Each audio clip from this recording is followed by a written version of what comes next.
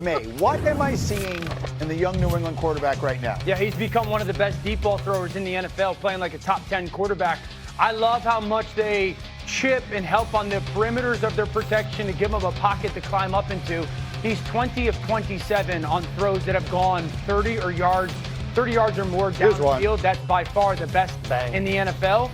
And we're talking about MVP, and we talk about value to a football team. He's going to get into that conversation. Can we talk quickly about their game this weekend? They played Tennessee. Tennessee just fired their coach. Mike Vrabel was their coach. It's been suggested to me he is going to desperately want to exact revenge. You played for him in Tennessee. What do you expect? I think anybody who told you that knows Mike Vrabel very, very well. It was Teddy Bruschi. He's done an incredible job on the podium this week, the important versus interesting comments, all that stuff. He knows how to handle the podium. This one is personal for Mike Vrabel. He'll tell you it's not. It's all about the players. But at the end of the day, he wants to walk into Nissan Stadium, and he wants to put up 3 scores in these guys, and then eventually go for 2 at the end of the game and give him the old, it's because I couldn't go for 3. Exactly. I bet Nissan cheers for him. I bet he gets some cheers. I think that is. Titans, they're in such disarray. This conversation breaks my heart, but Will Compton is absolutely correct. All right, next quarterback I want to hear about, Dan, the even younger Jackson Dart. What are we actually seeing here? Well, we're watching a guy that played arguably the best game a quarterback has played against the Eagles defense in maybe a year. I mean, he's been very impressive. Obviously, throwing the football to the receivers that aren't. Malik Neighbors, his legs have been a huge part of the conversation. One, I love how much he's doing that. 2, he's got to stop taking the hits. He's when and where. Situational football. I love the juice that it brings, but we can't take hit after hit, especially this weekend going against a Denver front that absolutely chases quarterbacks. Very quickly, Will, you had the Giants in an upset before. Do you like the Giants to upset the Broncos this weekend? Oh, man, I like taking the creatine monohydrate in the morning and at nighttime. I love the way Jackson Dart playing. I love the way Cam Scatterboo runs the Greeny football. has no clue what you're talking about. But keep going. Creatine monohydrate? Creatine Caucasian. Keep talking. In the morning and at night, Cam Scatterboo runs the football like he's running from child support. I just don't think they have enough to get it done in Denver this weekend because this defense is next level. All right, okay. And then, Dan, if I may, back to another quarterback. Let's talk about Patrick Mahomes. Yeah. He's going to get Rashee Rice back this week. What are we looking at? Yeah, yards after the catch. No receiver led the NFL or had more catches in the NFL through the first 3 weeks than Rashee Rice did last year. It gives him the yards after catch guy. That's the one missing piece that we've seen on this offense over the past couple weeks. Right now, this offense in Kansas City is trending towards the best offense we've seen from them in 2 seasons, the most complete offense we've seen from them in 2 seasons. I think this offense is about to absolutely take off and score 30 to 35 a game. My receiver, Hawk. Yeah. What exactly is Rashee Rice going to add here? Oh, he's going to add everything. Rice makes every meal better in every culture. You got to understand that. Number one, listen, when you look at what the Chiefs have been able to do offensively over the last couple of weeks since Xavier Worthy has come back, Thornton has come on, which gives them legitimate deep shots down the field. Look how Hollywood Brown and Juju are playing in the slot.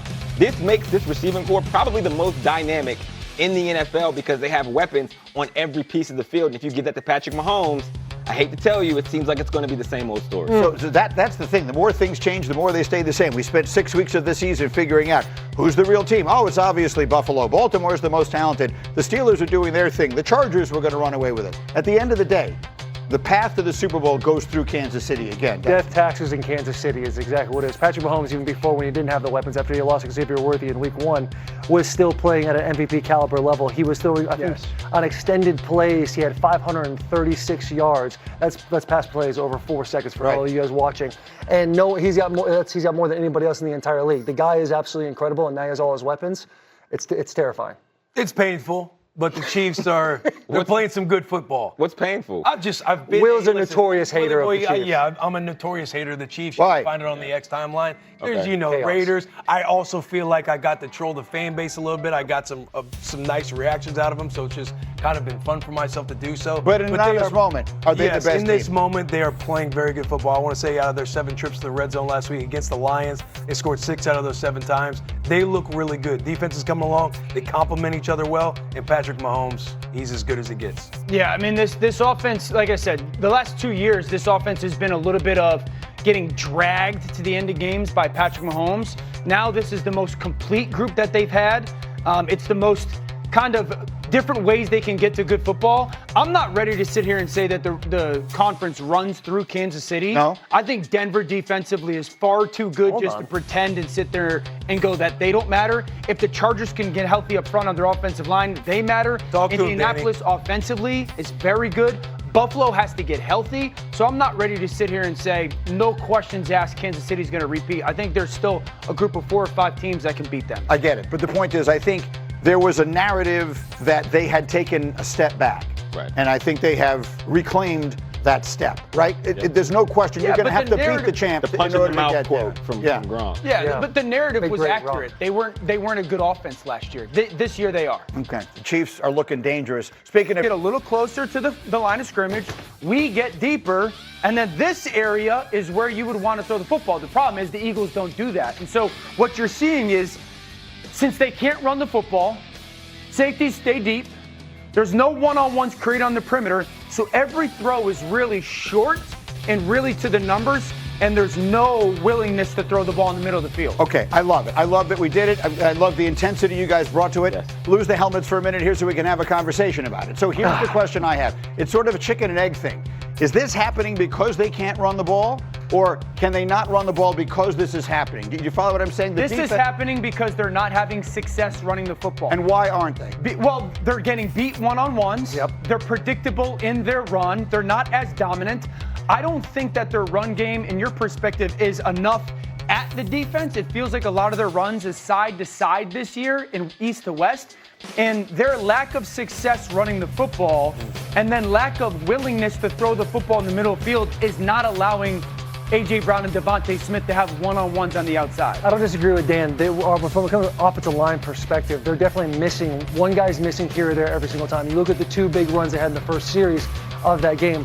2 of the worst block plays you'll see all year. That's all Saquon Barkley that gets himself 10 and 12 yards during those plays. But from a play calling standpoint, we can talk about the offensive line all day, and they have to make their play caller correct.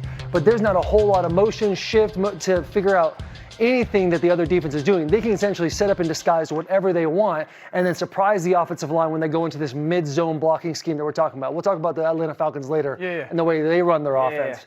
But the Eagles, they're caught between like a mid-zone, a gap scheme, and they don't really know who they are right now, and there's not a lot of window dressing on them to help them from the defensive standpoint. How does that happen to a team that won the Super Bowl last year? I understand it's a new offensive coordinator, but how does a team that won the Super Bowl last year not know who they are on offense 6 games into the following season? Greeny, I have no clue. Statistically, the Eagles led the league last year in rushing. Yards after contact, I think it was like 850 plus, which led the league. This year, they're getting hit at the line of scrimmage. Yards before contact. Yards before they got touched. Contact. This year,